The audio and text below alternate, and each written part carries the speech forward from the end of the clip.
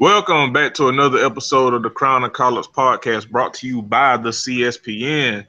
I am your host, Jeremy, aka Black Dante, aka Confucius, aka Durag Champion, aka part-time New Edition member, aka Kurt Frost Must Die. You can check out our show at cspn.us and click the podcast tab and go to Crown of Collards. And you can listen to us there. You can check us out wherever you find your podcasts, Google Play, iTunes, SoundCloud. Just type in Crown of Collards. And if you're on iTunes, leave us reviews, say nice things about us. We will read them on the air. And I hadn't read any in a while. Y'all slipping. Pastor and co-pastor are not pleased. Y'all, say nice things. Share us with your auntie and your uncle, and give us reviews. It costs you nothing but your time. You can leave a quick review, and we will read it on the air. And all that does is help the show grow. If you fuck with us, help us blow up your weight and get this white folks money. Because I mean, if they ain't gonna respect our humanity, the least we gonna do is run their motherfucking coin. Yes. And also, you can help us out on our website, cspn.us, and go to our sponsors tab and click Keep Our Podcast Free and shop with our sponsors. And all it does with your proceeds is no extra cost to you. It doesn't give the company that you're shopping with all the money. It just gives Classic and Mail a bit of change to keep the lights on and the bills up. So you won't have to pay to listen to me and Cerrone sound like a 95 box Chevy. As always, I'm joined by my co-host and my homie. What's happening, y'all? It's Dan Chrism, a.k.a. 504 Representative, a.k.a. Tell Your Tall Auntie, rock all our hills around me, a.k.a. the ultimate wild card on the CSPN shit, a.k.a.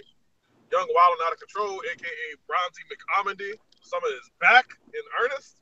It was 100 degrees Saturday out here in Portland, and I fucking loved it. Yeah, so your boy's about to get his chocolate on. Fuck with me. Hold on. All right. I don't live in or visit Portland, so kiss my no. Keep getting checks, boy. And we are joined by two returning members of the Crown of Callers VIP guest list. I'll let them introduce themselves. Whichever one of y'all want to go first. Oh, it don't matter. Go ahead, bro.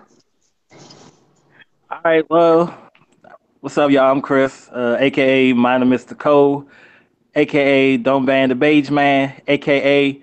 Your Sports Knowledge Disgusting Me, a.k.a. Respect My Complexion. Fuck you and your hot takes. I'm coming in smoking tonight, depending on what y'all talk about, so y'all can go ahead.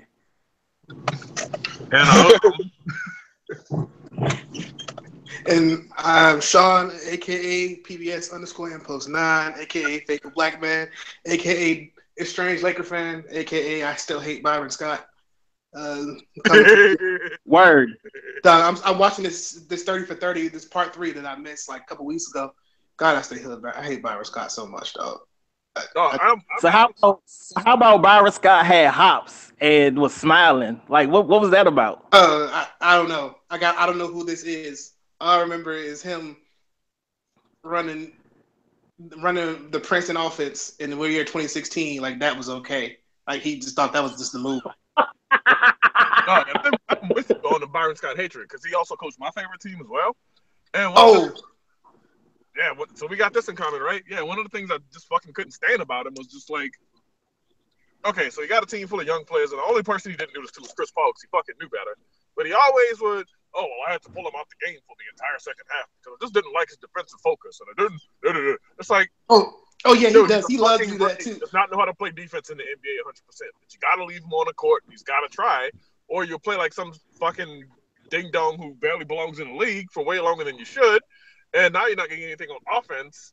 And, by the way, this 10-year veteran who you fucking want to throat fuck, is getting scored on left and right because, again, you're asking these rookies to defend these dudes who score exceptionally well in the league. So, right. He does stuff like, benches his best young player to have a farewell tour for a washed-up shooting guard.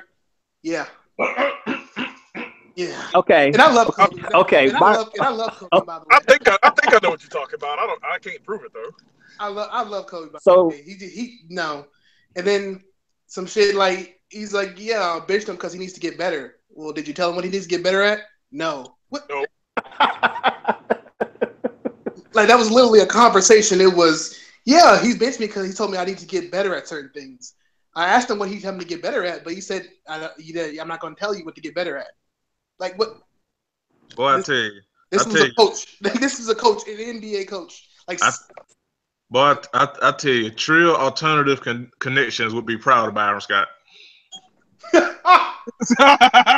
okay, my only beef with Byron Scott is why does he always have beef with point guards, but he was never really considered a quote unquote point guard.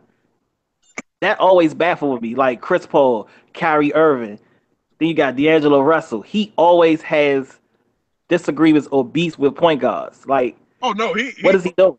Oh, trust me, he worshipped the ground Chris Paul walked on. That was the exception to the rule. But yeah, all his other young point guards, he always finds a way to bash them. So what you're saying is Byron Scott is the Joe Budden of NBA point guards. Yeah, basically. That's actually a pretty good analogy now that I think about it. Yeah. If Byron Scott, yeah, they both had a one and done in 2003. They both still living off of 2003. They both balled. Shit. Listen, like, yay, man. When's the last time Bob Scott had a good season other than 14 years ago? Please respond. Hashtag. Hold on, serious. Hashtag. Hold on, serious question. Did he coach the Nets with Jason Kidd? Yes. Jason Kidd hates him too. Jason Kidd was a 7-year veteran. They had beef. Yes. Like, literally everybody he's been in contact with. Every point guard he's been in contact with has beef with him. Yeah. I don't know if that's true for Chris Paul because, again, Byron Scott worshipped the ground Chris Paul walked on.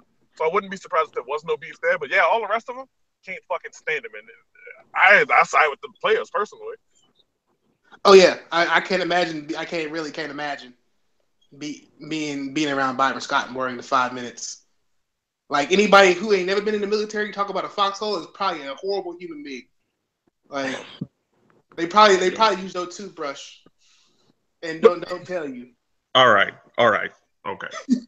And y'all was running the Princeton offense. You know how horrid that offense is? Bro, yes. Jeez. We have two great young guards. Let's run an offense that doesn't highlight guards at all. Yeah. Stupid. 30 passes for a backdoor cut, please. Oh my God. That was like the worst season I've ever experienced as a Laker fan. Like last year was the worst season. 2 years ago now. It's like I watched Mush Parker and Kwame Brown on the same floor. And Chris Mihm. Oh my God, Chris Mihm. He's dead more than him. He's dead. Yeah. Brian Cook. Yeah, all that. Yeah. I remember that.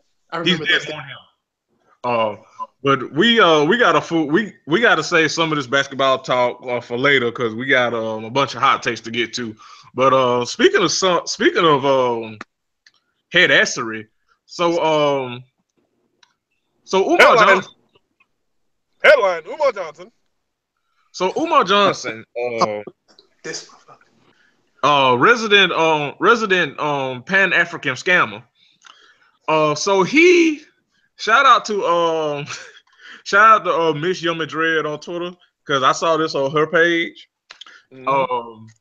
So and I don't know if this nigga literally got this shit in his image. But with the money that he scammed from those people, it will make perfect fucking sense. So Umar Johnson took those folks' money and made himself into a goddamn action figure. All right, that's enough about that. Next topic. What? No, I got to read. I have to read the tweet. I have to read the tweet. So POPA, comic and action figure, psychologist by day, protecting the black community by night, sidestepping haters, trailing dots, and it's like if it's like the irony dripping off that just like it could top a cake. Like it's terrible.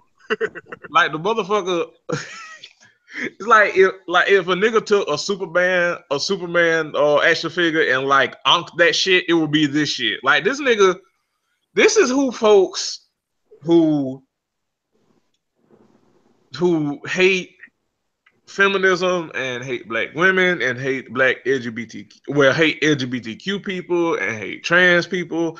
This is who and are grasping for some kind of just I get glimpse and hope of some kind of trace to Africa. This is who this nigga been building a school for like 10 damn years and ain't seen a nail brick built yet, and took these folks' money and made a goddamn action figure himself.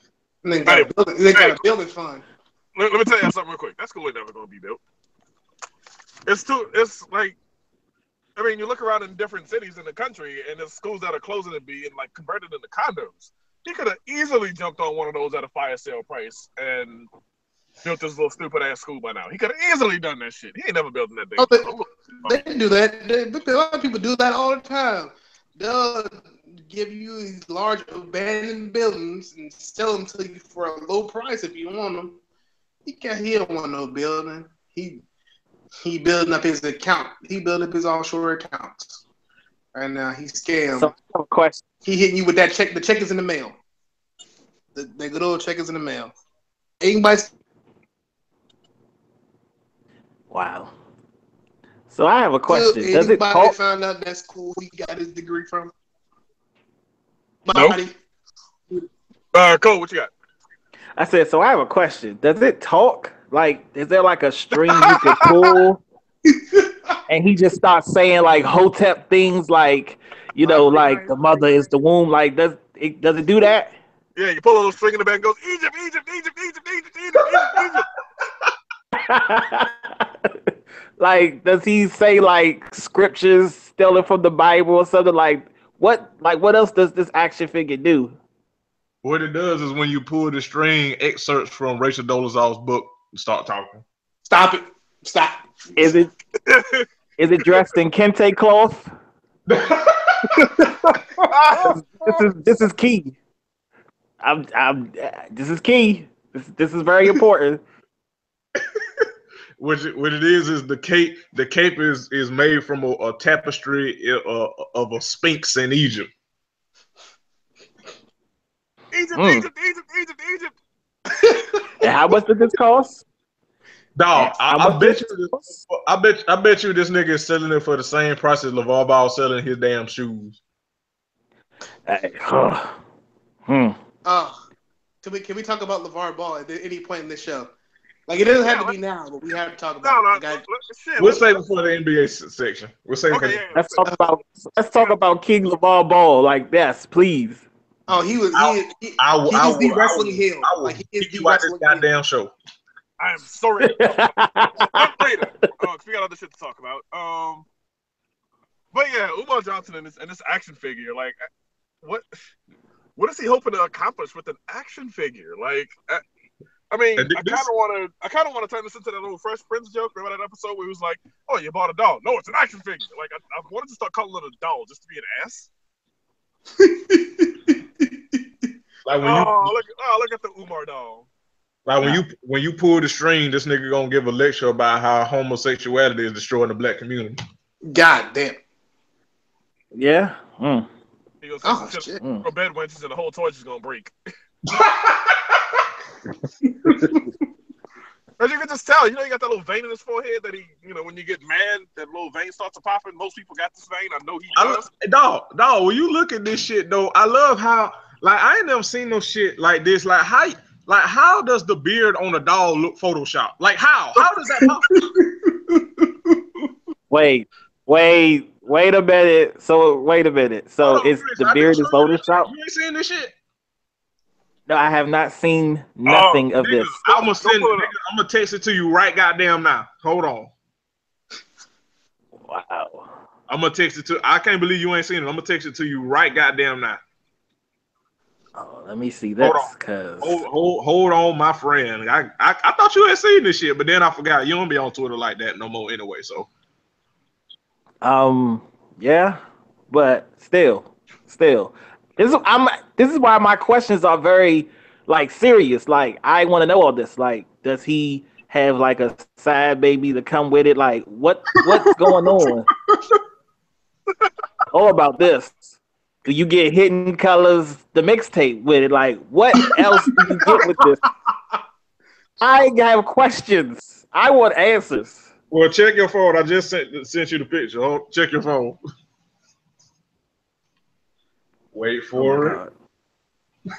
Wait for it. Wait for it. I'll be goddamn. It does look like this is not Umar Johnson at all. This is Ahmed Johnson, but not Umar Johnson. Like, who is this nigga? This is Michael J. White as Spawn. Like, who is this nigga? Like, oh god, what is going on? Oh god.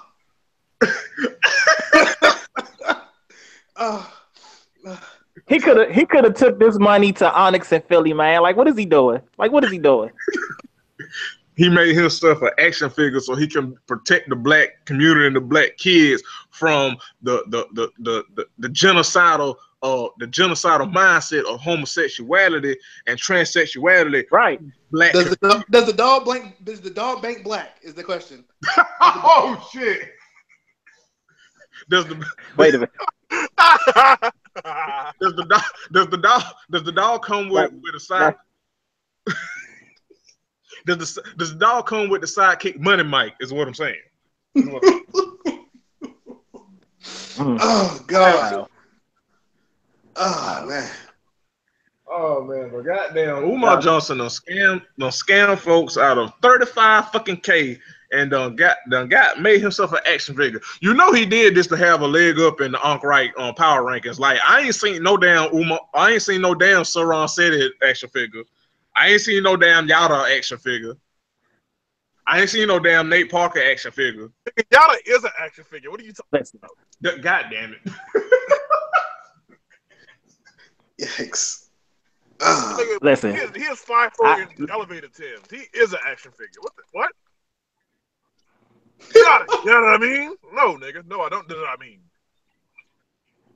Man, listen. Call me when the Wokamania pops off. Call me, because I want to be front row for all that. Please. Oh, yeah. Wait. Did you just say Wokamania in the background? Yes, the Wokamania. What you gonna do when Wokamania runs wild all over you? All you gonna do is start hearing footsteps and drums banging like the 300. Oh shit. Well, yeah, man. Umar Johnson done scam. Like, if it wasn't so fucked up, like the thing about the Ankh Right and hotels and shit is like they would be hilarious if they wasn't so toxic and fucking dangerous. Like if we didn't know like Umar Johnson was manipulative and dangerous as fuck and harmful, like this shit would be fucking hysterical. I mean, it is hysterical, but it's also fucked up because these niggas, people like this nigga, and people yes, believe this. Yes, people believe in his bullshit. That's the scary thing about this shit. Oh man. And speaking of someone who's scary, so Meek Mill can't buy a win. Oh God. So this nigga, so this nigga pulled up on Safari with a goddamn entourage and still came out taking the L. He still came out. How you pull up on a nigga? How first of all, how you chase a dude off the screen and you still take an L? Still, because I don't know. Okay, so I honestly like all these niggas are lame. You know, Safari lame, Meek Mill lame, folks Queen of Rap is lame, who shall remain nameless, but you know what I'm talking about. Nicole Threesome. I call her. Let's not do this. Let's not do this, y'all.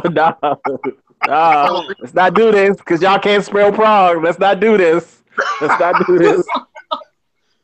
No, we can't go to the NBA awards and MTV where we appreciate it for our work.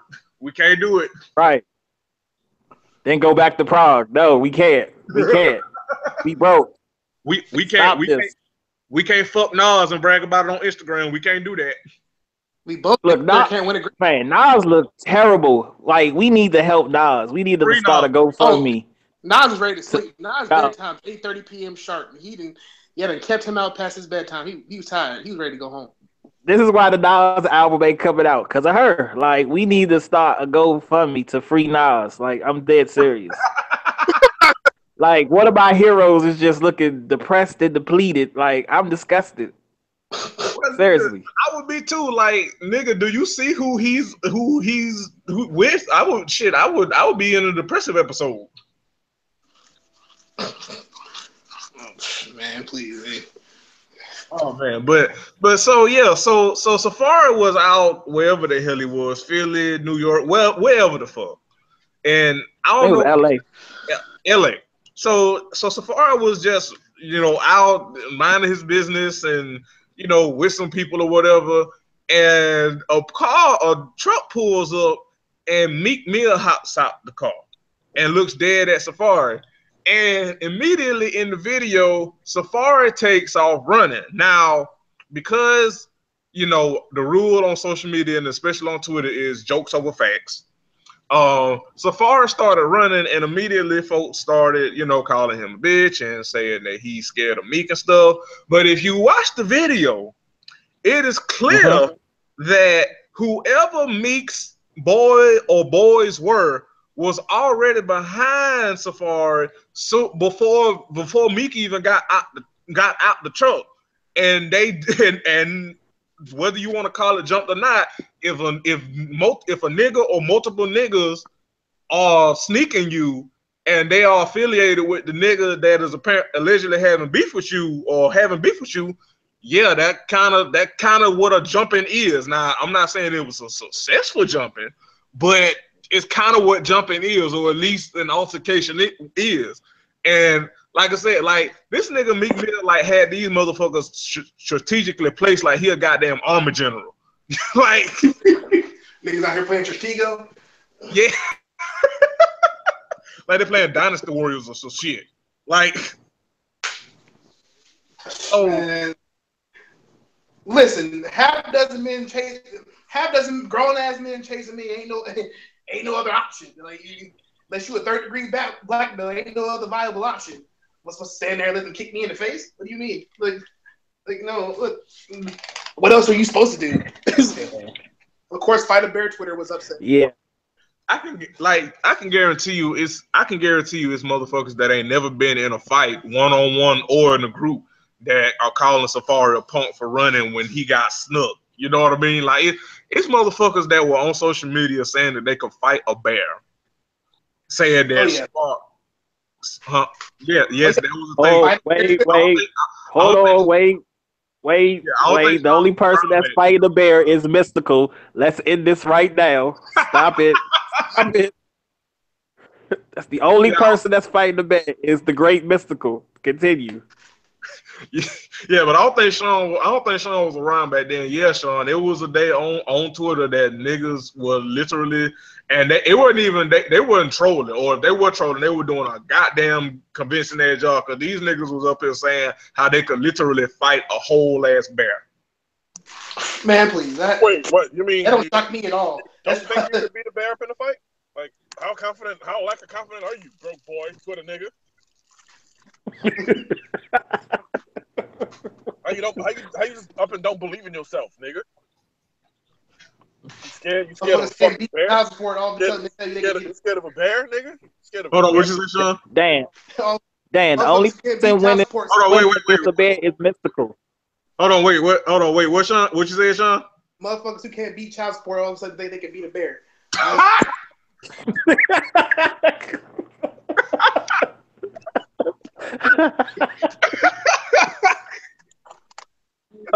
Commercial. That should be a commercial. For real. Beat death, beat child support, but can't beat a bear.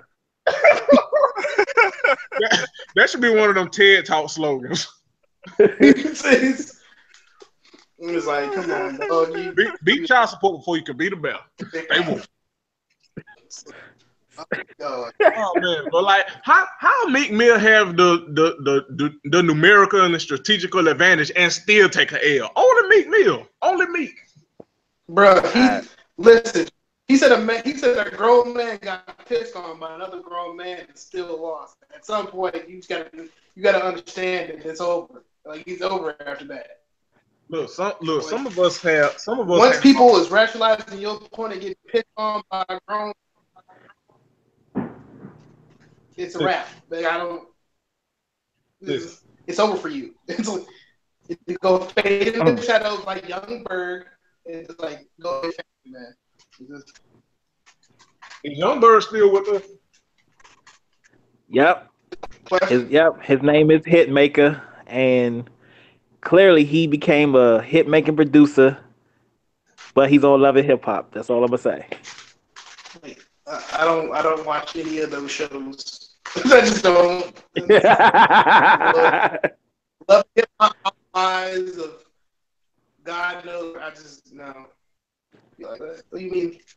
Like, I don't watch none of them shows. So you probably right.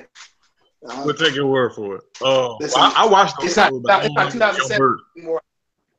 I watched those shows, but I don't know if Young Bird's still with us. But I'll just take your word for it. Well, yeah, man. Barely watch. Yeah, go ahead. Meek is out here taking L after L after L, and I ain't seen losing like this since the season that the Lions went 0-16. Sounds about right. What's good? See Young Berg win. It must be a coincidence. Damn shame what they did to that dog. Damn, man. I don't know what it is Mill can do though. I just don't. Like, where does he go from here? Like Therapy. At this point, he's going after like Dave Chappelle and just come back in a couple years. Therapy. Like what? Like, ain't nothing. He gonna get clowned like every single time. Every single time. Like, yeah. It was hilarious as folks seeing niggas that probably ain't never been in a fight saying that Meek is a bitch for not trying to get jumped. Like, hey man, like who's gonna willingly get hit in the face? Like, I don't understand. like they create an entire sport about not getting hit. What would you like? Like, why would you willingly try to get hit in the face? Like, what part of the game is that? Like, no. Right. Like, I lived my whole life trying not to get hit in the face. Like, what would you do if your son was at home? Like, how would you like? What is that? Yeah. I said, what would you do if your son was at home crying on the bedroom floor? All right, so we all are citizens of the United States of America. Yes. And America continues to take L after L in regards to treating its citizens like human beings. And one particular group of human beings that live in the United States are women. And America does not like women very much at all. When America treats women like the annoying, ugly redhead cousin. We let them. America lets women come around because they family, but they don't really fuck with them like that. And an example of this, and part of the reason why America hates women, because we here at the Crown and Collars podcast, we believe in telling the truth, and we don't really sugarcoat shit. And if you don't like it, well, don't let the doorknob hit you with a good little split you. And part of the reason why women are treated so bad is because men have been in power in this country for God knows how long, and men. Inception. So what, Sean? Since his inception. Yes, since his inception, and men, we have not done a very good job of running this country and its society and how it's socialized and the rules of this country, and it has been at the detriment of women for a mighty long time. And we in general, we really don't give a fuck about changing that shit. Which is very sad. And an example of this is that in North Carolina, men are legally allowed to finish sex even if a woman revokes consent under new or North Carolina law. Yikes! That is bad. It is like mind-numbingly bad. It is literally legalized rape. Effectively. And what it does is really young men in general, and you know, I can only speak for men as a man, I can only speak for men. Men in general just don't understand, don't have a full understanding of what consent is, how far extent goes. Like, and for that to be passed is like, yo, damn that, right? Damn what women think. Damn women's agency. Just fucking fuck.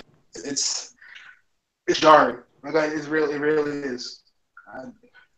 It's like at some point, like I totally understand. Like the managed, like the whole managed trash thing. I know has been like a flashpoint, but man, it's like, hey man, how can you explain that away? Like, I say that's such a bad thing when you have laws like this. Who phone ringing? Somebody out here. That Chris?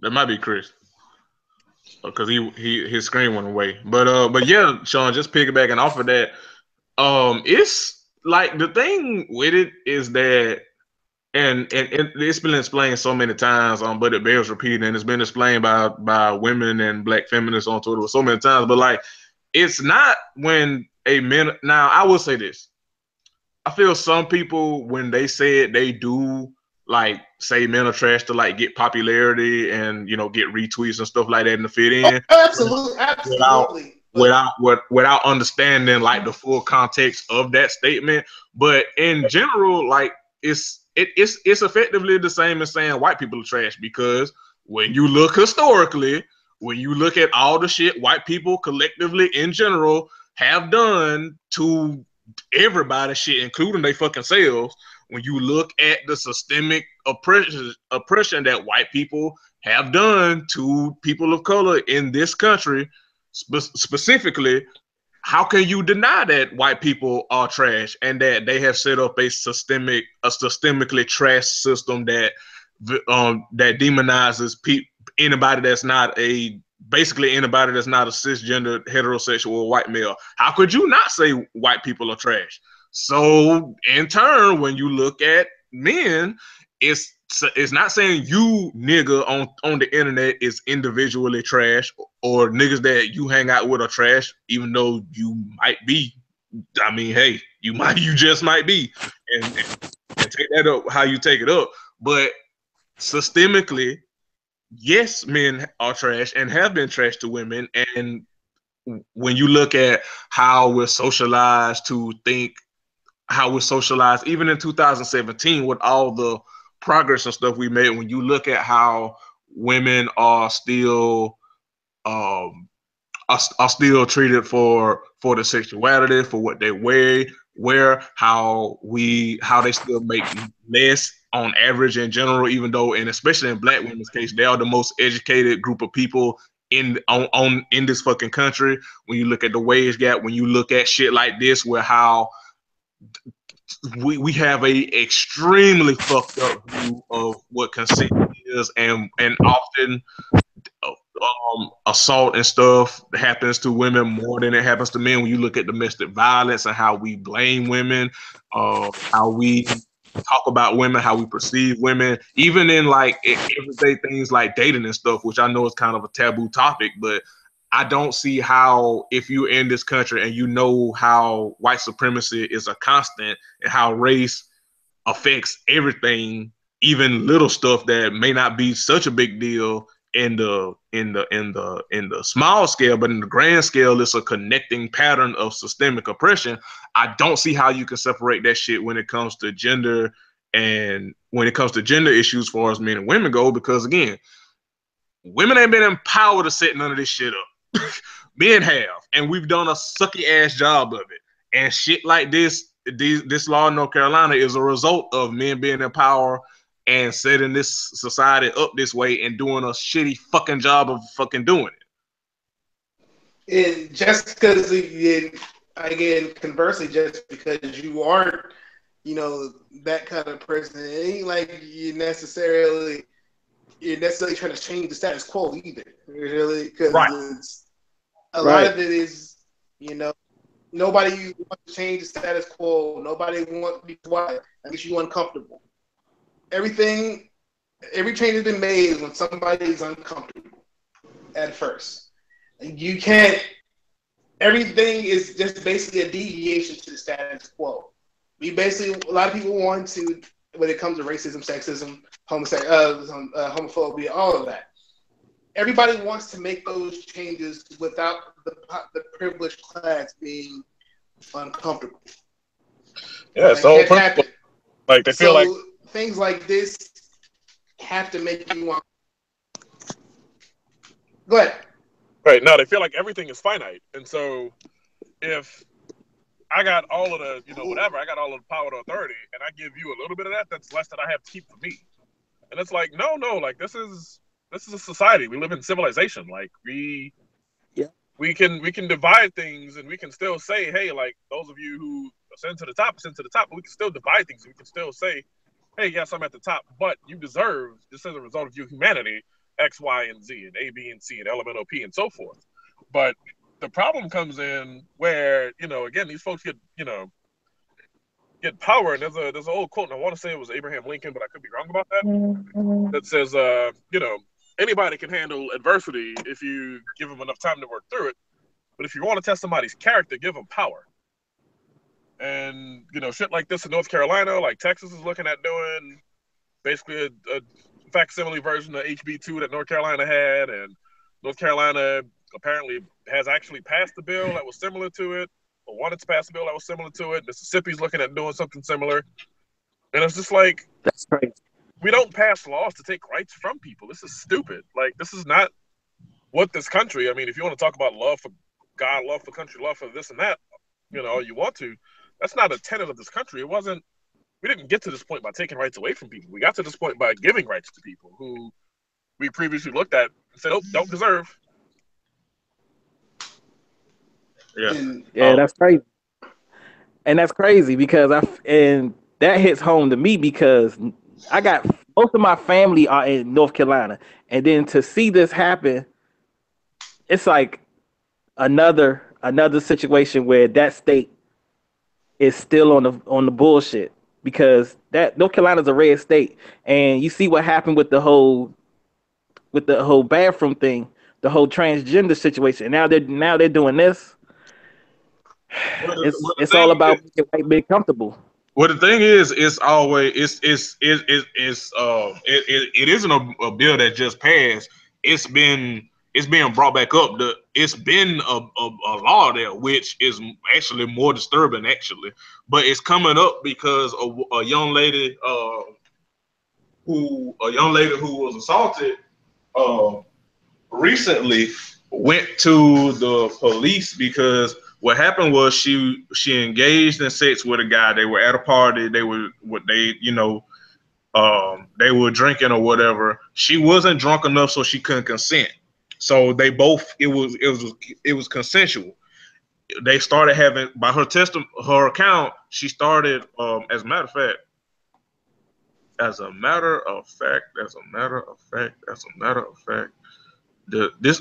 don't think this article has the story, but I heard about it on another podcast. I actually heard about it on the Black Guy Who Tips. Basically, this young woman, I think her last name is Palmer, she was having sex with this guy. They were drinking, but neither one of them were drunk enough, so they couldn't consent. They were having sex, and according to Palmer, the sex turned violent. Like the guy, like whatever level of, I guess, rough play that she's okay with, he passed that, and then she told him to stop. She told him to stop, and so he didn't, and he kept going. And so she went to the police to report it, and then that's when it came. She found out that under this law, which again which has been a law has been a law for 38 years, which is disturbing as fuck. Very. Aaliyah Palmer, that's her name, Aaliyah Palmer. Women women are not allowed under North Carolina law to revoke consent. So basically, if y'all agree to sex and then it goes too far, like in this case, a woman under this law cannot say no. And according to this, if she says no and you continue, it's not rape. That's crazy. And it sounds dismissive to the victim. Like, that's basically like some shit you hear on the timeline, like you signed up for it or you was cool with it at first. Like, no. That's not how this works. That's not how any of this works. It's a Twitter nigga law. Yeah, no, consent is like, one yes gets you one action off that yes. Like, and that's why they say consent is continuous and consent is ongoing. And it's kind of a goofy thing, like as you're getting to know somebody. But I mean, once you know someone's sort of comfort points, you know what too far is, and you know when you go to do something, when someone shakes their head or makes the sound or whatever, like like, all right, no, maybe not that. But for a law like this to exist, I mean, that puts people who are experiencing sex with someone like recently or newly or whatever, like it puts them at such an extreme risk that like. I worry for people, like up to the point of them potentially losing their lives over like wanting to say no or wanting to say, I'm done with this or, whatever. So. Right. And it's stuff like this and this shit like this is why women, on social media, whatever, say men are trash, because only men would pass this shit. And it's been a law for 38 fucking years. Yeah. Yeah, it just reminds me of that Louis C.K. joke about how the number one cause of women dying are men. Yep. And the way he was like, "You want to go out with me at night? Like, are you insane? Like, that's supposed to be designed as a joke, but that's a harsh reality, like, to face. Right. Like, we are that bad. We are that much of a threat to them. And we don't even know it. It's dangerous, and it's really sad to think about. It's like, hey man, like we're one of the leading causes of the death of women. It's like a woman can go and eat 5 cheeseburgers every day for the rest of her life, and it might not be as dangerous as me. It's a dude coming home who got upset at work and lost his mind. Right. It's like I was go ahead. That's just dangerous to me. It's like it hurts. Like it hurts to think about, because like things like just like normal things like walk down the street.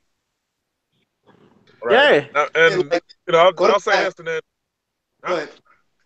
I'll say this, then probably we could shift gears. But I was listening to Bomani Jones's podcast yesterday, and somebody was saying about there was an old episode. I was catching up on it, but somebody was saying how. Like they were reacting to the trade that happened with Chicago and Minnesota.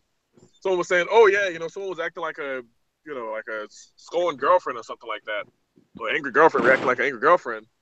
And Bomani was like, "Look, man, I appreciate the call, but we don't make those kind of jokes around here because angry girlfriends might nag or be loud or boisterous or whatever, but angry boyfriends kill people. So we're not gonna make jokes like that on this show. Like that's not gonna fly." And that's the truth. Like. Good. I think about, all my past relationships, and it's like, I'm not the one who's going to raise my hands, but I realize that I'm a minority in that regard. And, like, I'm not looking for pats on the back by saying, oh, I don't put my hands on a woman. Like, no matter what disagreements we have, nothing like that, like, I'm not going to do it. But the thing is, someone out there is. And someone out there does it, like, chronically. And all 4 of us know somebody personally who's dealing with that either recently or within the last, like, calendar year or 2. And that's enough to make women afraid, and that enough is too much. It's enough to where women feel uncomfortable doing basic things. Right. And that's the problem. That's the bigger problem. It's why I know you can't just say hi, because you just saying hi to a woman on the street, you may have the best of intentions and not be and not be on some fuck shit. But the reality is, whether you want to accept it or not, is that one, that woman doesn't know you, and there's literal evidence and data to support the fact that that high might cost her her life. You know, you can't have it both ways, where you want to believe in the stats and the facts of how an interaction with the police could cost a black person their lives, but don't want to accept the facts and stats that men are fucking harmful to women. Like, you can't have it both ways. Exactly. It's like that stuff should make you feel uncomfortable. Like it should make you feel like, you know, this should make you feel bad, honestly. Because how is it that, you know, you personally may love women, you personally may listen to women, you personally may, you know, take everything, you know, women take into account, and you know you're not a quote unquote bad guy, but largely that doesn't matter, because at the end of the day, you may not be a bad guy, but are you checking these other cats that who, you know, problematic, you know, these problematic ways of thinking? And even if you are, man, there's a whole bunch of people that you don't know, or that are out here harming women and don't think anything of it, or out here saying any and everything to women, calling everything but a child of God simply because a woman decided to say no to them. Right. Putting them in harm's way simply because they said no. And to piggyback off that, Sean, even and I'm not saying this to like discourage men from doing this, but even if you are, you know, it's like how we want like good cops, quote unquote, to speak up and say, hey, this is some bullshit. You know, even if you do, that's good, and I'm not discrediting you for doing, you know, what you should do, and say, hey, I know I'm a cop, and you know, I know I'm a cop, and it's a hard job, but this is fucked up. They did kill Philando Castile. They did kill Charlene Lyles. You know what I mean? They did kill Corrine Gaines, and it was wrong. You know what I mean? Like, you know, even if, you know, a good cop does that, there's still like one speck of a systemic problem that one speck, while it's good, it's not going to change it. You know, not without a collective effort. You know, me, you, Sean, me, you, Dan, Chris, all the men that we follow on social media that speak up and show out and, you know, advocate for women and black women, and we can do all that shit, and we're not doing it for a pat on the back, only because it's the right thing to do. Even if we do that, we still Howard, you fucking bitch ass nigga. That's not why we do this shit, okay? We do it because it's the right fucking thing, and it makes us not makes us decent human beings, but decent human beings, and also like this is a subset of being a decent fucking human being. That is correct. Right, and I'm not doing this to get play from said women either, you fuck ass nigga. Which Jesus. Which number one thing that I hate. Yeah, that is amazing. Telling yourself honestly, because hey man, so basically all you're telling me is the only time you see any kind of emotional intelligence with women is to have sex with them, is to consume them. That other people can actually listen to them without actually trying to have sex with them, who just basically value women simply because they're human beings. Which goes back to how men are trash and how we're socialized, because women didn't start that path of thinking. Men did. Men did that to shame other men for actually seeing women as human beings and not property. But like I was saying, like even if we do that, it's like how we, like, white allies, quote unquote, like they step up and show out for people of color and stuff. That's a good thing. And it's good that they're speaking up, and it's good that they're checking other white people. But even so, they're still going up against centuries of a systemic problem, a systemic mindset, a systemic demonizing of people of color, and that shit just ain't gonna happen overnight. Not that you shouldn't do it, because it's the right thing to do, but you know, for as much as people, you know, talk about things of being too woke, quote unquote, some folks need to be too woke. Some folks, we need those kind of people, honestly, you know, whether you feel the way about it or not, because newsflash, we ain't been free, quote unquote, that fucking long. Like the 70s, the 60s, like fire hydrants, church bombers, all that stuff, it ain't that fucking long ago. Like my dad is 70, he'll be 72 years old in November. My dad fought in the Vietnam War. My dad experienced racism. He's 72. I'm alive. I'm 26. Let that sink in. It's not that goddamn long ago. So yeah, some people do need to go that extra mile and be a little too woke, quote unquote. Some people do need to be angry all the time, quote unquote, because the truth be told, and listen, look, I get it. You can't be mad 24/7. You want to have fun. You still want to be able to laugh and stuff while being aware. I get it. I ain't mad at that.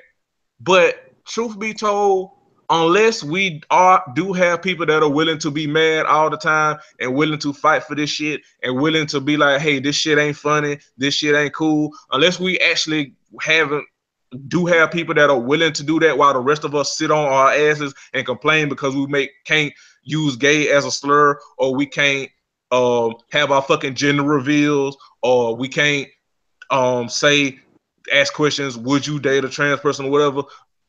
If that's what it takes for people to be mad at that shit for us to get some fucking progress, then goddamn it, I say let those people be fucking mad, because somebody got to care while we sit on our asses and complain because we can't have a laugh or two every goddamn moment of the day. That was a great ass bow to put on this. So yeah, say it all to say, look, just be a decent person, because not only does it pay off, but it's just the right thing to do.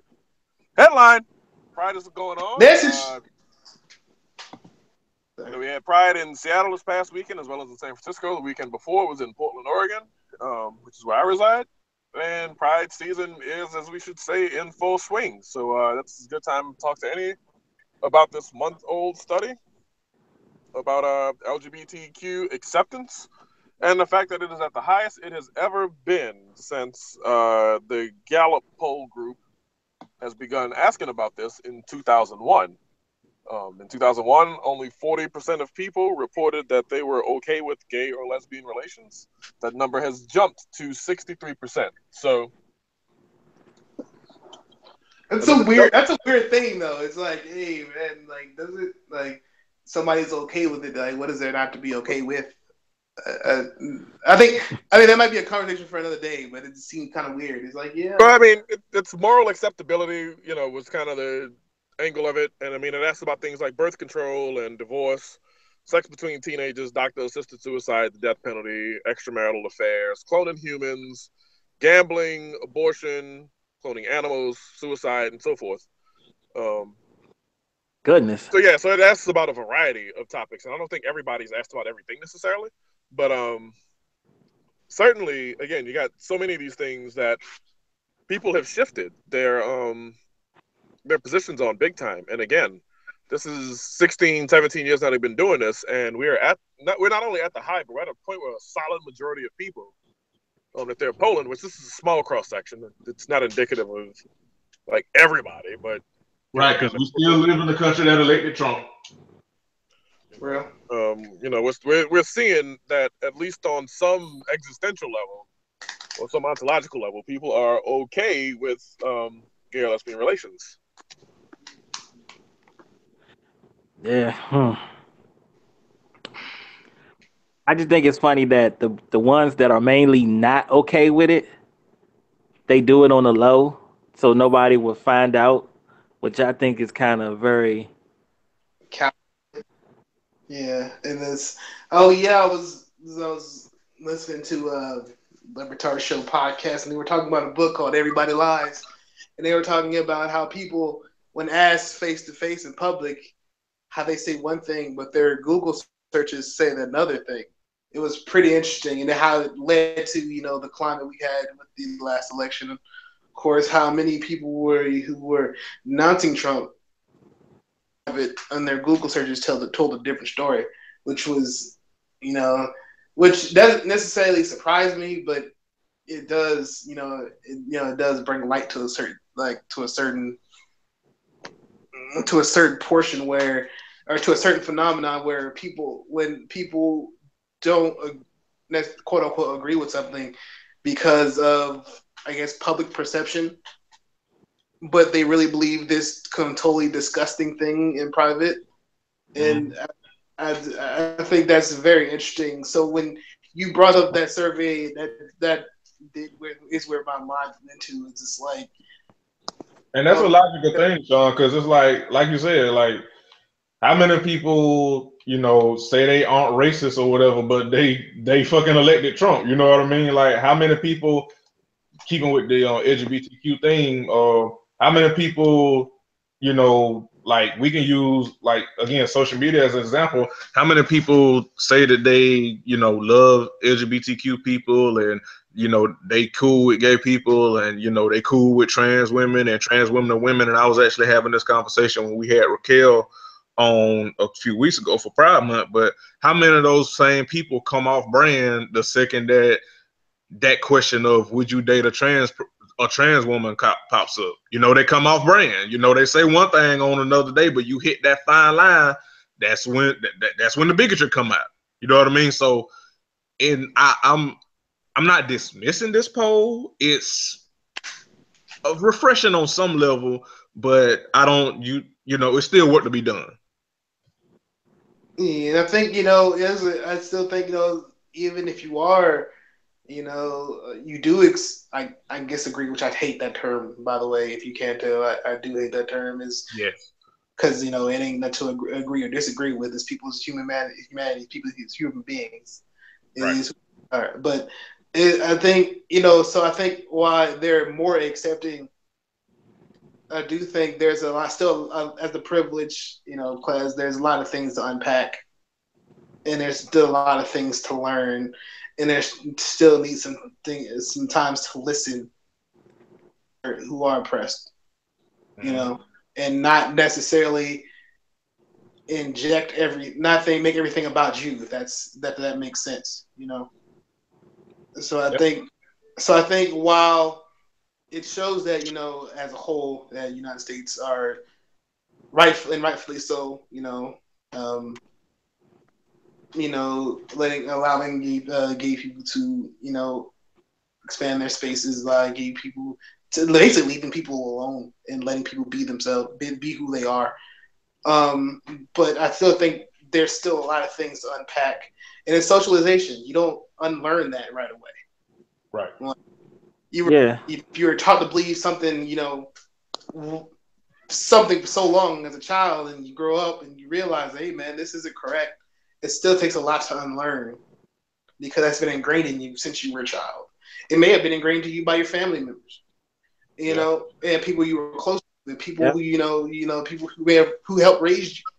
And that takes a lot because you have to look and say, yo, these guys weren't right about this.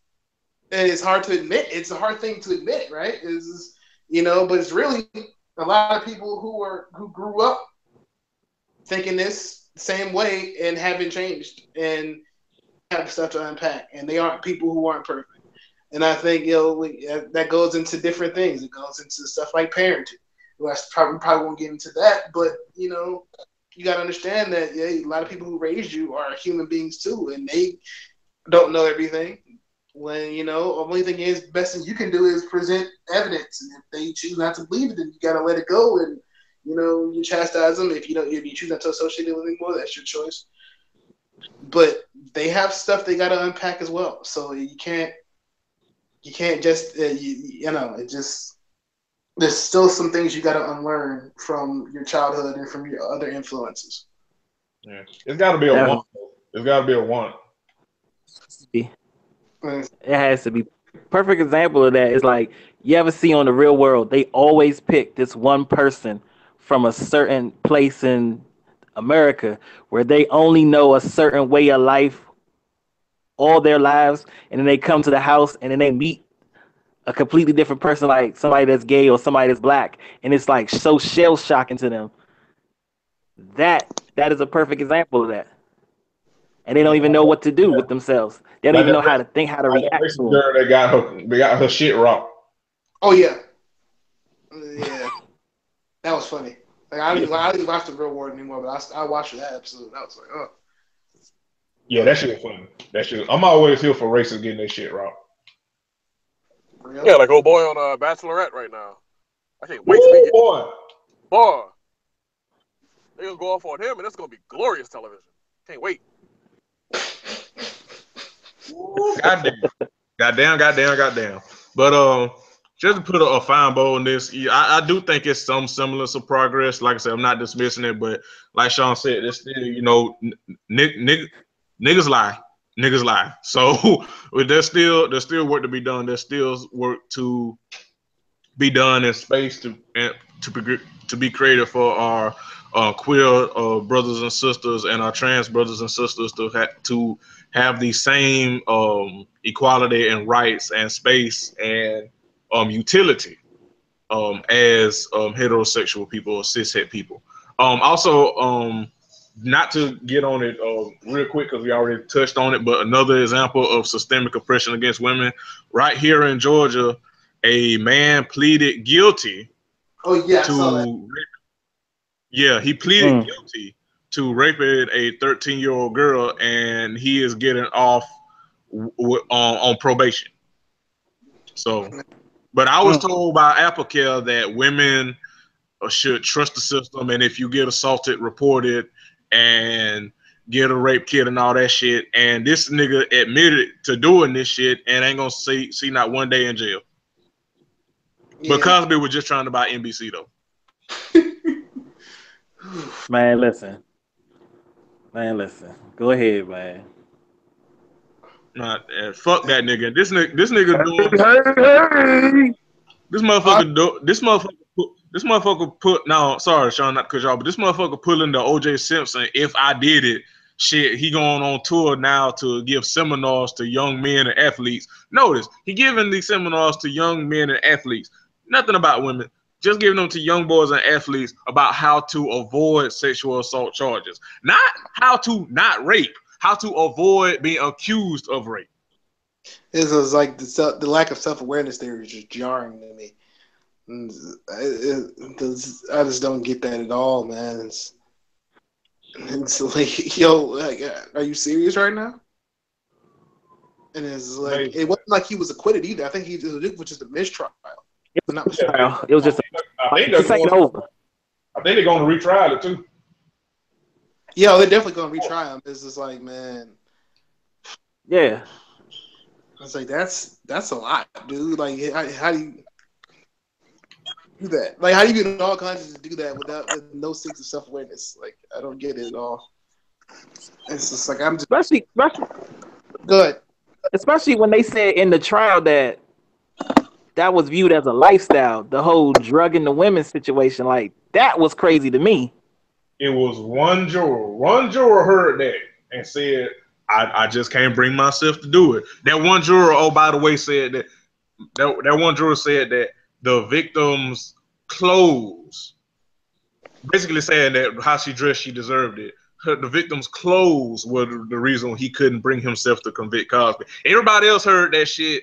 Even after they were deadlocked, everybody else came to the conclusion. I mean, well, shit, the nigga did it. I'm sorry. That one juror was like, no, not my Cosby. She's a whore. She had a bikini on. And that's also a dangerous way goes back to that law. That goes and see what Jeremy just said. That goes right back to that law in North Carolina. That law is basically saying, well, maybe you deserved it, so let them finish. That's crazy. And it's like, and that's what, and it's just because she basically what you're saying is like she deserved it because her worth isn't up to your standards. Like you're basically saying that women deserve that deserve to be sexually assaulted because of what they wear. That just I don't know. It's just how can you say that? Like how? Like how can you say that and honestly think you consider women as human beings? Like it goes back to the theme of how we're socialized in this society and how we view women and how men are responsible for that. Even though nobody wants to admit that shit, but that's because of men. Right. Like women didn't create that law, that logic, and that system. Men did, because at one point in time, I mean, like I said, we ain't been free, quote unquote, that long, and with laws like this and with thinking like this, it's still a thing. But remember, at one point in time, women were seen as property. You know, and that just goes right back to it and how we, hey, say what you want, but men trash, man. I mean, hey, if you feel a way about it, that's your prerogative. But you can't see shit like this and then tell me that men aren't the source of it and that men aren't trash for this shit. Like, there's no way you can tell me that with a straight face, or with any sense of self-awareness. No way you can tell me. But yes, so I think that about covers it for the deep topics. I think that was a pretty good roundtable discussion. So we about to, speaking of no self-awareness, we about to get into this NBA shit. Oh God. Yes. I have time today. I have time this year. Sean, we all have time today. Yes, brother. Yes. So I think Dan. I'm here for testimony. Yes. Dan said he had to step to the side. He'll be back with us with us shortly. But so I think I'll kick it off. What are we gonna start with? What do we start? Matter of fact, I will tell you. Matter of fact, Jeremy, you start. You start. Talk your shit, King. Yes, you start, brother. Amen. I was told this entire NBA season, I was told that a certain spectacular young man in Oklahoma City by way of California, I was told that young man was talk about it. I was told that young man is a ball hog. I was told that young man makes his team worse. Makes bad decisions. I was told that young man is not efficient. I was told that young man is the reason that Kevin Durant left. I was told all these things. I was told that young man in Oklahoma City would never win MVP. You niggas lied. What in the words of Nick Jew, what had happened? What had happened? I was told that James Harden was the most efficient two guard that we have seen since you created your own player in NBA Street. I was told that wins got you MVP. I was told that playing on the team with 2 6-man of the year finalists and winners. I was told that he was doing more with less than Russell Westbrook. I was told that the Spurs went on going on a small little stint without Kawhi matter, and that proved that James Harden proved that Kawhi was less valuable to his team, and that James Harden was more valuable to his team. What had happened? What had happened to y'all? Who lied? Who had the apple lady? Who told me that Russell Westbrook wasn't gonna win 2017's NBA Most Valuable Player Award? Who lied? Talk to me, friend. He lied. No, you lied to me. Where's Mark Morrison when you need him? What happened, friend? You worshipped him. Tell me. Hit him with the funk flex. Hit him with the funk flex. He lied. You worshipped him. Sean, my brother, I love you dearly. Tell me what had happened. Talk to me, friend. Why did they lie to me?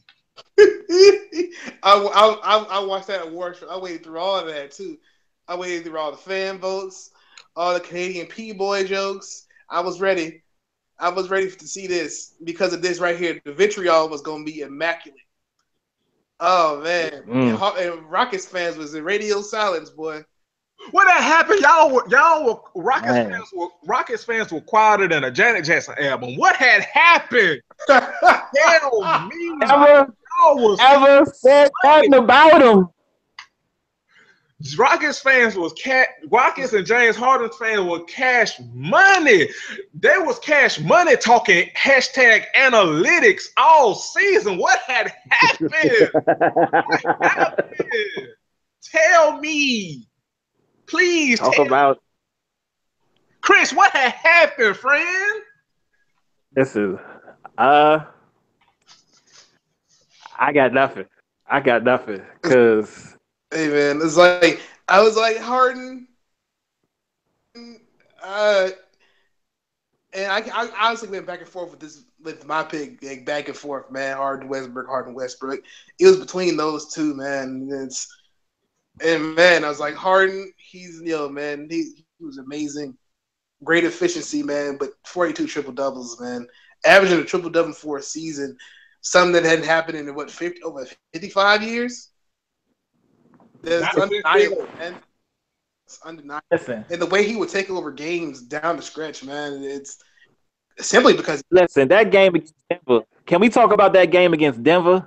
Oh my God, he pulled up from that 3-pointer. Let's talk about it, friends. Let's talk about it. Let's talk about it. He had another triple double to end the season. Brought them back. They was down like 8 with 2 minutes left in the fourth quarter. I think he put up 50 points. If I'm mistaken. Yeah. I think it was something like 15, 16, and 13, 50, 16, and 13 or something like that, man. It was Yeah. Then he hit the game-winning shot and knocked Denver out of playoff contention on the last game of the season. And that shot was ridiculous, man. That shot was 30 feet, man. He just launched it. Yes. In Denver, I might add. In Denver. On the road. Yeah, friends. See, I'm gonna tell y'all the ways that these people lied to me. I'm gonna count the ways. These people lied and said that, and this is from the own MVP. Not look. As much as I hate James Harden because he showed up smaller than me in that finals against LeBron's Heat when him, Russell, Kevin, and Ibaka was all in their prime on OKC. I hate him for that, but I'm not gonna deny that the man is talented. As much as I hate the nigga, I'm not gonna deny the man is talented, and I'm not gonna deny that he did deserve to be in the MVP consideration. He had an amazing season, but I'm gonna count the ways that these people lied to me, because for all the people that are saying, well, it was just 2 rebounds more than Harden. Well, y'all wouldn't be saying this if y'all man was the one that was averaging a triple-double. Y'all wouldn't be trying to discredit a triple-double, and you're a fucking liar if you say you are.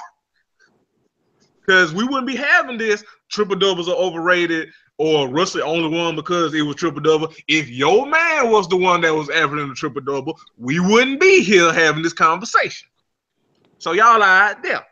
Y'all also lied saying that it should be the person that had the more wins. Now, much as I love Russell and much as he deserved his MVP, if we're just going by that measure, here's the list of people that should have won over both James and Russell. LeBron James, Kawhi Leonard, Kevin Durant, Stephen Curry, Isaiah Thomas. Who else? No, they did. I was about to say John Wall, but I don't think they had a better record than the Rockets. I don't believe. No, nobody. I don't think anybody in the Eastern Conference had a better record than the Rockets. Okay, well, it makes sense because it's the East, and makes sense. Going on. Yeah, LeBron sits out half games. Yeah, ain't nobody in We'll get to that in a second. But go ahead, player. Yeah, but Stephen Curry, KD, Bron, all of Isaiah Thomas, all of them, if we're going by the Mexican win, should have been MVP over both Russell and Harden. So that's how y'all lied. Y'all also lied saying that James Harden is doing more with less. Listen to me. James Harden is on the team. Yes. Now, granted, yes, their shooting percentage as a team is up tremendously from last year. I will not discredit that. But You have to have nuance, and niggas love nuance when it suits them, but don't like to have it when it's somebody else bringing it. You are on a team with Eric Gordon, AKA trash ass nigga, courtesy of Kevin Durant. I mean Kevin Kevin Garnett. Kevin Garnett. You are on a team with two 6-man of the year candidates. You're on a team with Lou Williams, Eric Gordon. You're on a team with shooters. You're on a team with people that actually can hit 3-point shots at least 40% or better. Do you know what Andre fucking Roberson's 3-point shooting is? That's a rhetorical question. Don't answer that. Do you know? The answer is no. Do you know? Do you know what Victor Oladipo shoots from 3? Again, it's rhetorical. Don't answer that. You cannot compare Russell supporting cast to James Harden supporting cast. James has better. It's just a fact. That's not saying he still didn't maximize the most out of it, but there's no way you can look at the Rockets roster and look at OKC's roster and tell me that James did more with less than Russell. It's just you have no credibility if that's your argument. I'm sorry. No, fuck that. I'm not sorry. Yeah. You do not have no credibility with that shit. No, you cannot objectively look at their rosters up and down when you got 2 motherfucking 6-man of the years on your goddamn team in rotation and tell me that James did more with less. No, you can't do that. I mean, the evidence was proven when they played each other in the playoffs. Like, let's talk about that. I say, as far as big men, OKC had better big men, but overall, Houston has a better team. Like, yeah, I think but even then, you look at that team. Look at OKC's team. Like, really, outside of if you got about 1.5 dudes that can go out there and get their own bucket consistently, and one of them is unplayable because he's one of the worst defenders to ever walk the face of this God's green earth.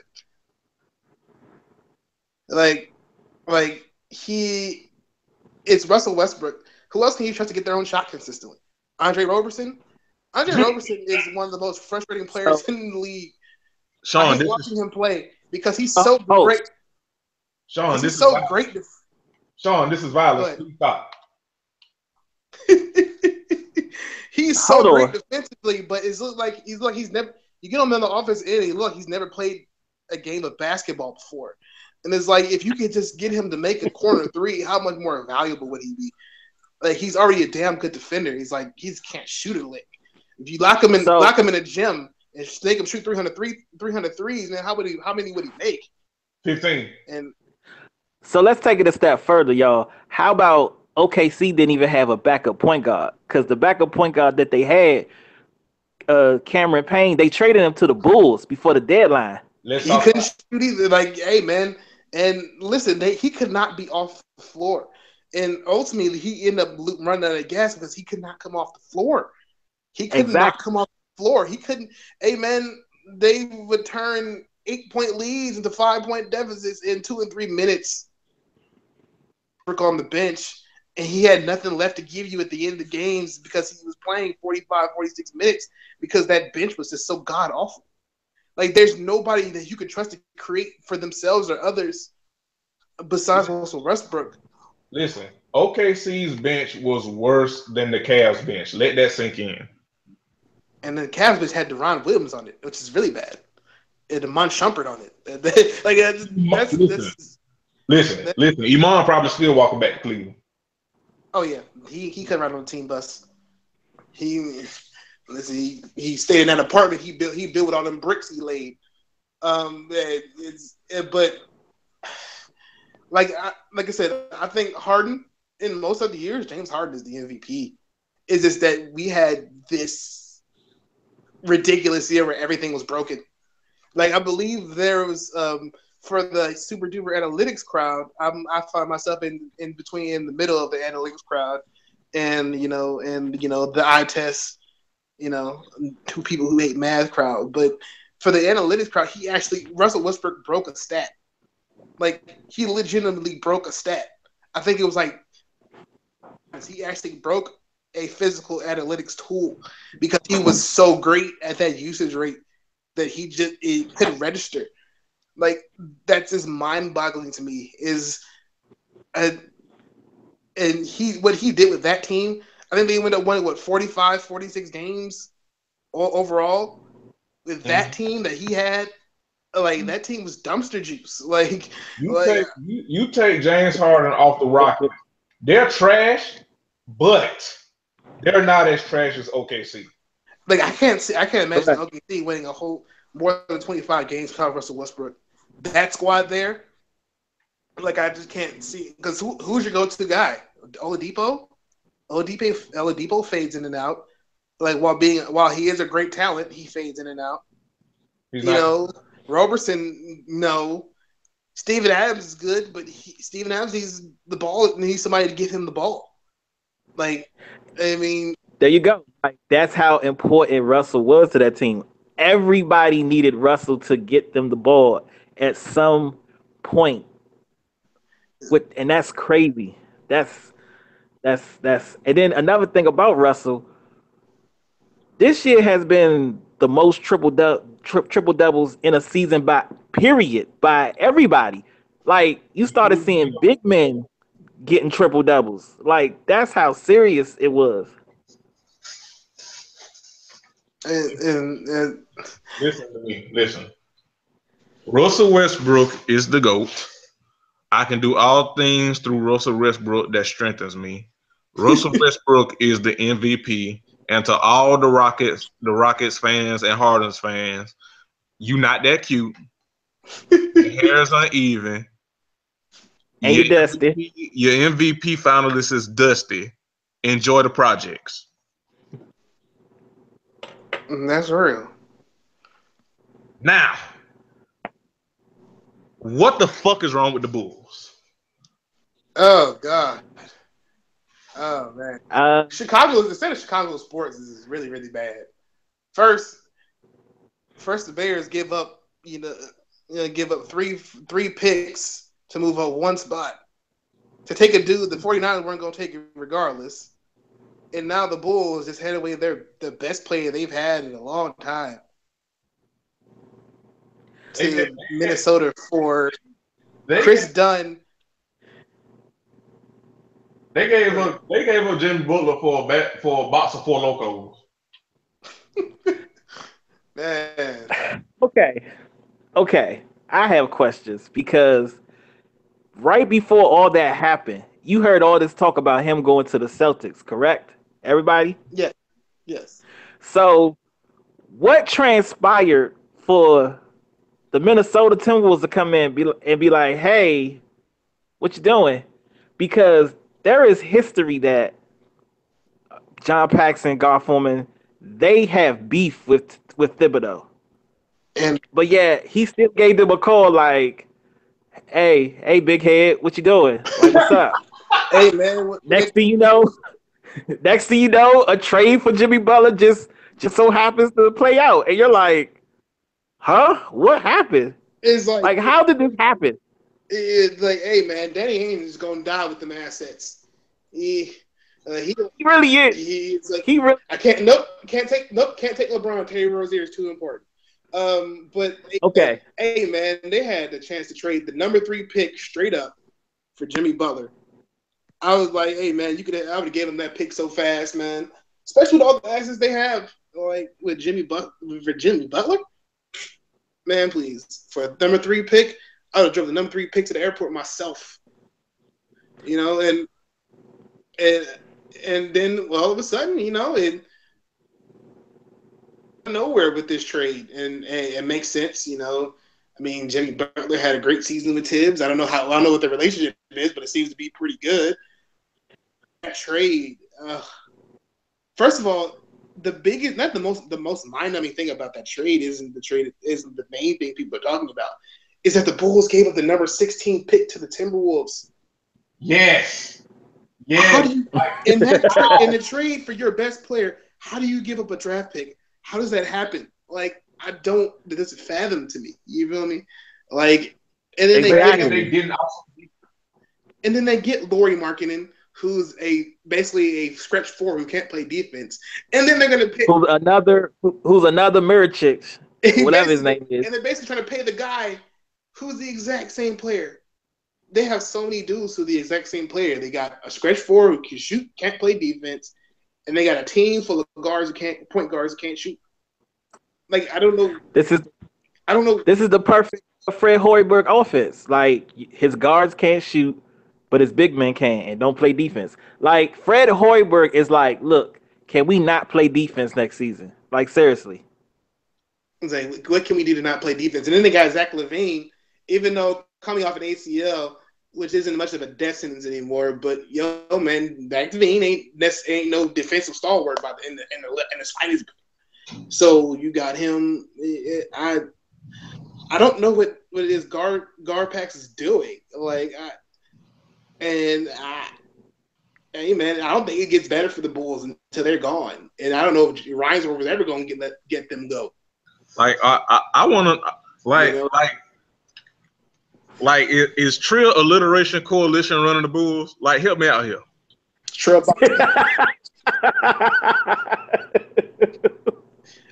Oh my God. Man, no comment on that one. No comment. So one of their point guards, Rondo, got to add 15 pounds to get a post game. What you telling me? Listen, wait, Sean. We finna get the hot takes in a second. But okay, if we still on the Bulls, all I'm gonna say is this. I can't wait for Zach LaVine and Chris Dunn to just cross up Rajon Rondo and just straight dunk on him in practice because you know it's coming. Oh, yeah. You know what's coming. Rajon Rondo is going to be. Yes, and you know he gonna try to treat them like they ain't shit, like they ain't. Like Rajon Rondo still thinks that just because he won a ring with Garnett and them, like he's like king shit. Like you can't tell him nothing. I can't wait for them to just straight dunk on him in practice. Like it ain't nothing. And man, Speaking of dunking on people, so y'all uncle was on WWE. All right, so how I feel about LeVar Ball is pretty nuanced. It's like, yeah, hey man, he's by all accounts a good father, a decent father. He's a jackass, but that doesn't preclude him from making a whole bunch of money. And by that rule, he is the perfect wrestling manager. And as an avid fan of wrestling, that was amazing television. That was he fit in perfectly. Like he basically got on television was himself. That nigga. So that was gold. That nigga built like a busted hot water bottle.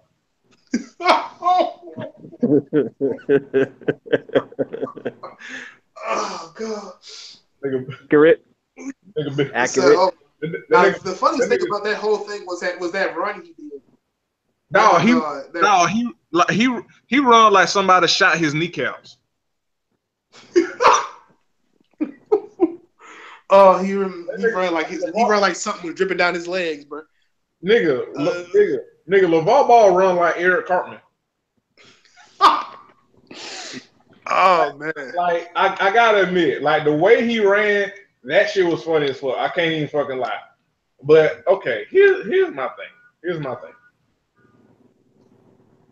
I just want to know when did this is my whole thing with the LeVar. Well, I don't want to say my whole thing, but I don't blame people, and I mean people gonna feel how they feel anyway. But I don't blame you for wanting to root for a black father or whatever. But it's the thing we talked about earlier with people coming off brand. So it's okay for LeVar to talk about any and everybody kids and be like Sean said, be an asshole and shit. But when he gets that shit back, black fathers, he being painted as a villain. Y'all just mad and stuff. So people can't talk about him and his parenting or how Lonzo is eventually going to have to like any other child star athlete. I mean, Lonzo is special, and I think he'll have a good career, but he ain't the first that done had a braggadocious ass parent, and all of them had to eventually take a back seat. All of them. Nobody has been an exception. Serena, nobody has been an exception. Everybody's over whatever you want to call it, parent has had to take a back seat at some point in time eventually. So anybody that say that LeVar can talk about them and this, that, and the third, but I seem to recall one Kyrie Irving that was literally in Lonzo's shoes and was offering solid and valid critique, advice, whatever you want to call it, and LeVar made head-ass comments about his mother, who was dead, by the way, and also his family. So LeVar can do it, but can't nobody do it back to him. That's the problem what I have with the LeVar craze and all this shit. It's people coming off brand to down the hill for this nigga who call y'all broke boys and selling you $300 grill slides. That's the problem what I have with all this shit. Yeah, it seems like I feel you. Like people have, has kind of turned him into the page to say that black fathers and black fatherhood, and it's like it's kind of weird, man. Like overall, like it's a little bit of craziness from both sides. It's like, hey, man, a lot of people are trying to speak for Lonzo and speak for his sons, man. His sons realize he is wild as most everybody else is. But hey, they seem to be okay with it, and they have to live with that. I mean, Yeah. hey, listen. When it comes down to it, Lonzo's game is gonna have to speak for itself. Hey, did his father write checks he may not be able to cash? Possibly, but at the end of the day, it's gonna have to be him. His game is gonna have to speak for itself. And like I said, so when you talk about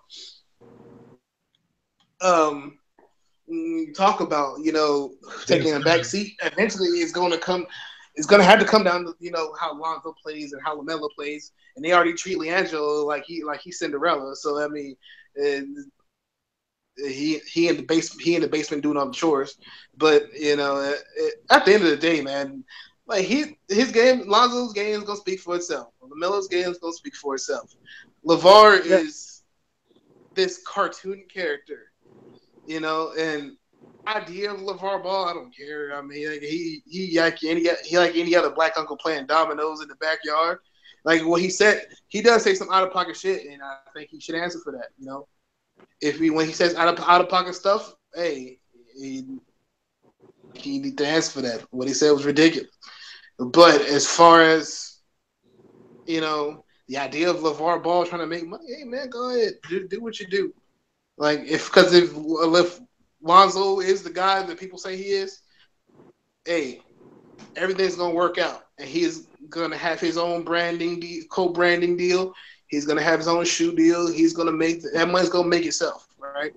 So I think it's the idea of LeVar Ball that gets people up in people all riled up, and people that people cling to is he's this larger than life cartoon character. And I think, hey man, so it's a lot of ridiculous from both sides, So like as far as like LeVar Ball, like he's a jackass. I don't think that precludes. Like I said, he's a jackass, but I don't think that precludes him from not making any money. I personally think the big baller name thing is pretty whack. But hey, hey man, like his business, he seems he has a business plan that he's going with. Whether it works or not is largely inconsequential. But But he's gonna do what he do, and really, it's gonna fly or it ain't gonna fly. Time will tell.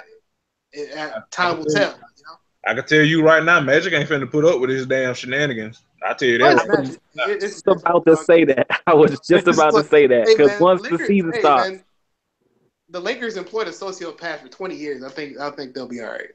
Like they had a sociopath for 20 years. Like they'll be fine. Like it's LA. They deal with this kind of stuff all the time. So I don't think that will ever matter. And it's like, LeVar gonna be LeVar. He gonna be who he is. Like I don't think that's gonna matter to like some dudes Magic Johnson. Like he's larger than life. basically Magic has basically laid out a plan that's exactly similar to the regime, the previous regime, but he said the difference is he's Magic. Like, so nobody cares because it's Magic. He's a larger than life character in Los Angeles. So I don't think it'll ever escalate. He gonna talk. He's gonna either get lost in the shuffle, or people gonna cling on to stuff. I mean, it is what it is at this point. Yeah. I mean, hopefully when the season starts, Wrap it LeVar up, be more. He'll fade into the background, but Lonzo better be good. He better be good, because if he not, all he gonna be is Michael Carter Williams with an afro. That's all. That's it. Oh dear. Is Michael Carter Williams still with us? He just got cut by the Bulls, so that's. Oh dear. Yeah. That says a lot right there. Then okay, all right. He might be playing for Olympiacos in a second. He'll be in the Big Three next week. True. The Big Three. He's gonna be playing for. He's gonna play for the Delaware 78ers or some shit. Like, yeah, he might be. He might move with the Guangdong Tigers in a second. All right. All right. But yeah, man. I think kind of over. But we're not gonna get out of here before we get these hot takes off. So we have been on social media. We've been on Twitter for a long time. And we've seen a lot of hot takes. A lot of hot takes. So, Sean, Chris, what are some of y'all most memorable and most hilarious hot takes that you've seen or read? Steph Curry's 15 pounds and get a post game. Everything is face up now. That was the worst basketball tweet I've ever seen. Like, I stared at that tweet in pure disbelief. Like, how did you hit send? Oh, but it gets better. Somebody suggested that you put Tristan Thompson on Kevin fucking Durant. Kevin Durant, dog. Like the seven foot, cheat code. Yeah, put Tristan Thompson on him. I see that, and I raised you when somebody said a couple weeks ago that Kevin Durant was a glorified Robert Horry. Wait.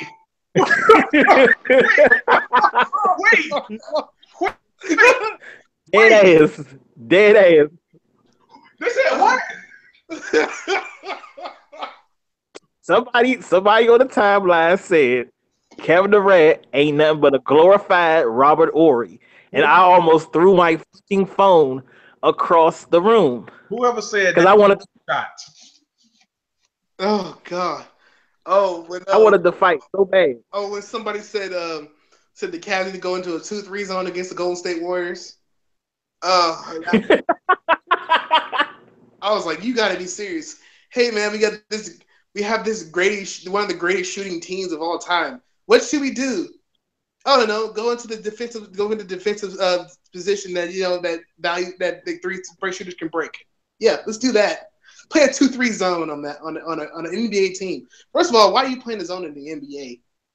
NBA players lick that shit up. Like, you know what? Oh, I'm going for 30 tonight. Oh, we got a zone. That's cute. Okay. And then they're talking about the wrong zone that defends the 3-point line. Actually, the 3-2 zone, but still, it's the fucking 3-2 zone. What are you doing? You're playing a zone, dog. Like, hey man, you playing zone in the NBA. You might as well admit defeat. Like, hey man, we're gonna lose by 15, but it's cool though. We're gonna try hard. Like, oh man, it's like it's been so many hot takes, man. I don't know if I can think of like off the top of my head. Once I go to my timeline, I'm probably gonna remember all these too. Yeah, man. Shit. What else? When somebody said that. This is early in the season. Somebody said that JaVale McGee per 36 was better than Rudy Gobert. Wait. Jeez. Yes, he said that. JaVale McGee was a similar player as Rudy Gobert. Whoever said that they should be shot. Like this is an actual journalist too. Like, I was like, "Are you serious, dog?" You believe that? Do you actually believe that? Nah, let's scratch that. Let's talk about Jalen Rose drunk ass with his comparisons at the Oh, draft. he's making shit up. Oh, he's a tall white dude. Let me compare him to Scott Pollard. Like, what? No. He He compared Jonathan Isaac to Andre Karolinko, Mr. AK-47. I was like, what is he drinking? Because I need some of that. Because what? To be fair, AK-47 to God. If you dropped him in 2017, man, he'd be nice. Like, he could shoot. Yes, he would. He could play the small ball 5. Like, he could do all that. Like, it's oh man, but still though, I still can't. Only time I think of Andre Karolinko is when I think of when Baron Davis is like. Oh y'all! We forgetting the hottest take probably of recent memory when Mr. Temecula said that Russell Westbrook was the best 2 guard in the NBA. Oh my. I just remember one. Somebody said Rajon Rondo was the top 5 point guard of all time. Wait, of all time? God. Yes, like top 5. When did he get a jump shot? Like you mean like of all time in like history? Yes. Are they well? In the NBA. Yes. Like he had. Okay. He said he was 3rd best all time. Behind, I think he had him behind Magic, and he had him behind like Isaiah Thomas, but he was 3rd. Like, forget CP3, Tiny Archibald, Pistol Pete, Gary Payton, Jason Kidd, John Stockton. No, 3rd all time Rajon Rondo. I was like, did he get a jump shot? Like, cause I don't see this. Like seriously. Are you related to Rajon Rondo? Like, why would you say something? Like, Rajon Rondo mama wouldn't say that. Like what do you? Yeah, so that one I couldn't believe it. Like I wow. Ugh. Kyrie is a better point guard than Steph Curry. That's a hot take. Oh yeah, I was like, man, what games have you been watching? Yeah. Steph Curry ain't nothing but an overrated Chris Jackson. I've heard that. Oh, nigga. I think was it somebody? I can't remember what they were talking about somebody on OKC. I can't remember if it was Steph or Clay, but somebody said that Steph. It was either Steph or Clay. Somebody said that either one of those two are overrated Jared Jack.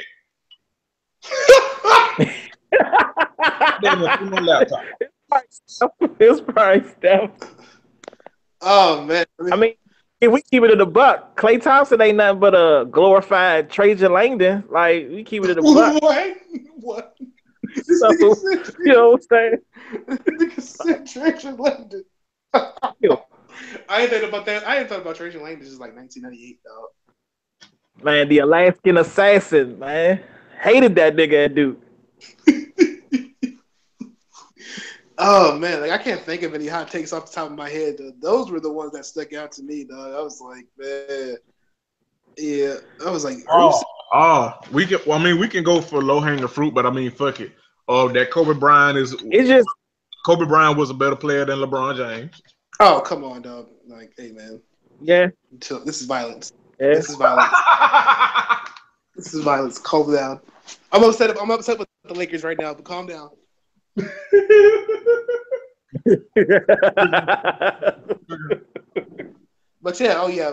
LeBron is better than Kobe Bryant. It's okay to admit that. Laker fans will never do it, but it's okay to admit that. Like, hey man.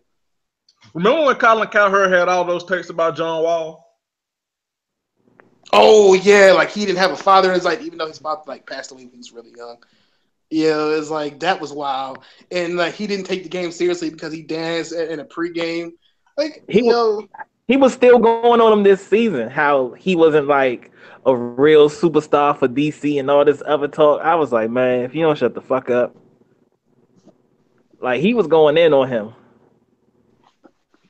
It's just like hold on, wait. So Cowherd said that about John Wall, John Wall's father, right? Yeah. No wonder him and Yeah. LeVar Ball get along so well. Oh yeah, they both say some wild shit, dog. Yeah. I think, man. Of course, all the hot takes about Kevin Durant's ring not counting. Of Like, course, this is the stupidest thing ever. Like, that's a really big problem with me, man. It's like sports is literally Cheated. the only profession where we actually expect the employees to make their jobs harder, willingly make their jobs harder for our satisfaction. Like, sports is literally the only profession we ask employees to make their jobs harder. Okay, so hot take. Since I saw the Tupac movie last weekend, Tupac going to death row is basically Kevin Durant going to Golden State. Continue. This is actually worth discussing, low key. like on the lowest, like on the lowest of highest of lowest of keys. Oh, now that I thought of one, apparently Lakers fans think Brook Lopez is a top 5 center in the NBA. What on 2K? Yes. Talk about that. I remember that. Yes, I was talk like, about are you that. serious? That was hilarious. I was like, bro, are you serious? Brook Lopez is Like, what? in 2017? Yes, he's a top 5 center in the NBA. I'm like, are you serious? At what? How many Brook Lopez games have you actually watched for you to say some shit like that? It's like you know damn well you didn't watch no Brooklyn Nets games. Name me 5 Brooklyn Nets right now. Who's Brooklyn Nets coach? Did you know Randy Foye was part of the Brooklyn Nets? Hey, man. Randy Foye. Like, I forgot Randy Foye existed. Like, oh, he just popped up with the Nets. Like, if you go look at that Nets roster, it's like a whole bunch of dudes. Is like, oh, I forgot he was still around. Like Archie Goodwin. It's like You know what? Speaking of the Nets, this is all this that's been going on. This is the Nets' fault. When they made that ridiculous, horrible trade to the Celtics for Garnett and them, nigga, yes. this is what started all this. Oh yeah, man. Oh my God, that's still a bad trade. They still giving up picks from that trade, and then they made their last pick next year. I was like, dog. Yes, and like they're never gonna be in the lottery till like the year after next. That's crazy. 2019, and it's like, yo, it's like for what? The corpse of Kevin Garnett and Paul Pierce and Jason Terry. I knew it was coming. I knew it was coming. Know me. Fuck. Speaking of which, Mike D'Antoni had better jokes than Paul Pierce. This is why nobody cared about Paul Pierce's retirement. This is why. Like, I still haven't forgiven. I still haven't forgiven Paul Pierce for that bullshit ass wheelchair. Still have not forgiven that dude for that. Still, fuck that nigga. I was like, I still haven't forgiven that dude. I'll never forgive him for that. Like, this nigga came out in a wheelchair, dog. Like, and then bust 2-3 like it wasn't nothing. Fuck that nigga. I still hate that. I'll hate him forever for that. Like, forever. I hate his existence. Like, but I have a thread on Twitter. If you search my @name of Paul Pierce, I have a thread on my hate for Paul Pierce. But yeah, man, like it's sports. So we not gonna talk about how Dwight Howard is the Shia Moss of the NBA. He's the Bow Wow NBA. Nigga, we almost over time, but I got a little bit of time for that shit. Then we're gonna close it out, nigga. I have been first, as everybody knows, I am a Hawks fan and I'm a Thunder fan. And the Hawks, I've said this from the time that they did this shit. That one, I know the Hawks ain't never gonna be shit. Two, we deserve nothing nice because we signed Dwight fucking Howard. But it was so goddamn beautiful how they traded that nigga. This motherfucker was doing a Q&A after he said to evolve his game, he gonna start shooting threes. Nigga, you can't shoot free throws. How the fuck you gonna shoot threes? Everybody in the third row gonna need a helmet. Everybody. Everybody. Gonna shatter backboards in every NBA city. Everybody. So he was doing a Q&A about all these NBA trades, and then the Hawks traded him. Beautiful. Beautiful. Oh my god, I remember that too. Like he was like, "What's your favorite NBA trade rumors?" And then like 5 minutes later, Dwight Howard's been traded to the Charlotte Hornets. Oh, and the funniest thing about that is like, coach like Steve Clifford, he was like, "I don't know if we're gonna start Dwight Howard." Like what? What do you mean you don't know?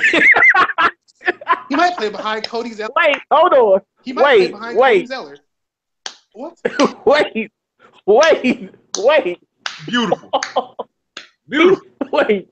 You mean wait. Hold on. He might not start. Beautiful. Dog. Oh my God! Could you imagine my level of laughter if he played behind Cody fucking Zeller, dog? Do you understand the level of my laughter? I will laugh for 40 nights. This is officially the last stop for Dwight Howard. Like seriously, like he gotta retire. Beautiful. Yeah. Hey man, like do you realize that this is gonna be like Dwight Howard's 14th year in the league, bro? Beautiful. Bro, all right. Like 14th year in the league, yo. Like what? So he's still a Hall of Famer, right? Everybody. So he's still a Hall of Famer, right? Oh, definitely. Like yeah. Like I've really come to learn like my litmus test if I trust you, like your opinion on basketball is if you think Dwight Howard's a Hall of Famer or not. Like it's just like, hey man, like I don't even like Dwight Howard, but he's a Hall of Famer. Exactly. And see, this is why I get mad about all the hot takes. And you can tell who only plays 2K all day and who really watches basketball when people don't think he's a Hall of Famer. Yeah, like his resume alone, dog. Like, come on. Yeah. He was the best big man in the league for a good 5-6 years.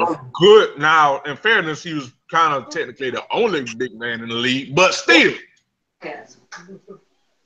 But still. Go to the podcast when you're on. Exactly.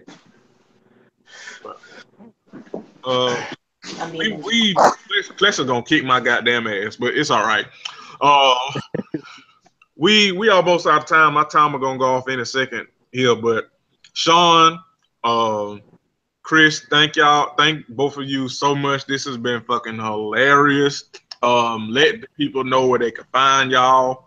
And then we're gonna close out. All right, go ahead, Chris. You can find me on Twitter, Mind of Mr. Cole. It's all together. I don't really be saying too much. I just talk about sports and music, but with common sense. That's all I really got. Just don't come to me with your 2K knowledge and your Madden knowledge. Like for real. If you really know sports, like stop trying to be funny. And last week I was wrong about the Kings coach. I didn't know that there was another coach. I still thought that George Karl was still there, and motherfuckers try to come for me. And I corrected that shit quick. I was like, look, I didn't know, my bad, but I hope they have a good season too. But yeah, that's all I got.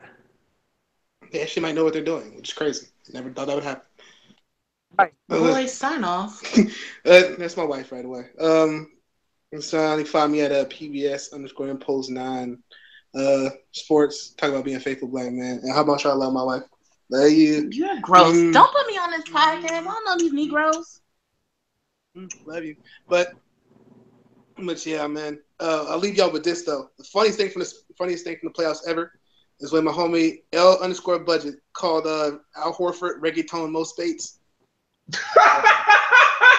Oh yeah, he's definitely Spanish Carlos Boozer to me. Like that's always Dominican Carlos Boozer. always.